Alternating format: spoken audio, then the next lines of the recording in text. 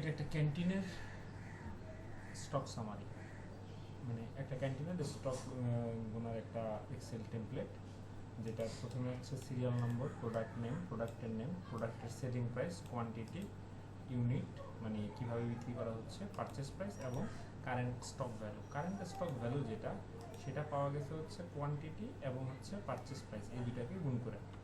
এবং প্রত্যেকটা প্রোডাক্টের কত পিস এই মুহূর্তে হাতে আছে এবং ওইটা কত টাকা দিয়ে কেনা হয়েছে, এই দুটার গুণফলকে একত্রে করে কারেন্ট স্টক ভ্যালু করা হয়েছে। এবং সবগুলো কারেন্ট স্টক ভ্যালুর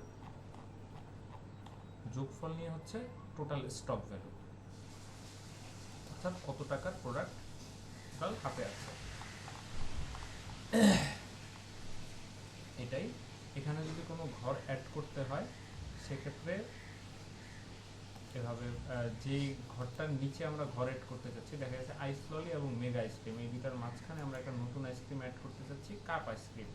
তাহলে আমরা কি করব, এই যেই ঘরটার নিচে আমরা ঘর অ্যাড করতে চাচ্ছি সেই ঘরের এইখানে এই বাম পাশের যে বারটা আছে সেখানে ক্লিক করব এবং ইনসার্ট কলামে চাপ দেব। দেন হচ্ছে যে ঘরটা আসবে সেটা হচ্ছে এখানে আমরা দেখলাম ডিসক্রিপশনের এখানে প্রোডাক্ট নেম কাপ আইসক্রিম, তারপরে হচ্ছে এটা পিস পিস হিসাবে বিক্রি হচ্ছে, পিস এক পিসের দাম হচ্ছে আমরা 22 টাকা।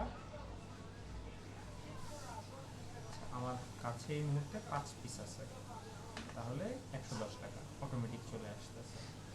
এখানে হচ্ছে 64, 63, 64, এখানে 64, এরপর একটা 65, এভাবে করে আপডেট করে দিতে হবে।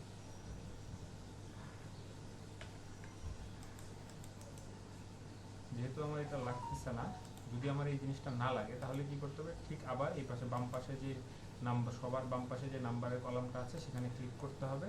ক্লিক করার পর এখানে ডিলিট চাপ দিয়ে ডিলিট হয়ে যাবে। আমার যদি কোনো ঘর অ্যাড করতে হয়, এই যে এখানে এই পেপসোডেন্ট টুথপেস্ট, এখানে আমি ঘর অ্যাড করতে চাচ্ছি, এটার নিচে একটা ঘর অ্যাড করতে চাচ্ছি, তাহলে পেপসোডেন্ট টুথপেস্টের নিচে যে ঘরটা আছে সেটার একদম সর্ববামের যে ঘরটা সেটাতে ক্লিক করে ইনসার্টে চাপ দেবো, তাহলে একটা ঘর ঠিক এই যে পেপসোডেন্ট টুথপেস্টের নিচে অ্যাড হয়ে গেল। আবার যদি আমার না লাগে তাহলে এই যে আন্ডু বাটনে চাপ দেবো, তাহলে ঠিক যে কাজটা আমরা একটু আগে করেছিলাম সেটা আন্ডু হয়ে যাবে।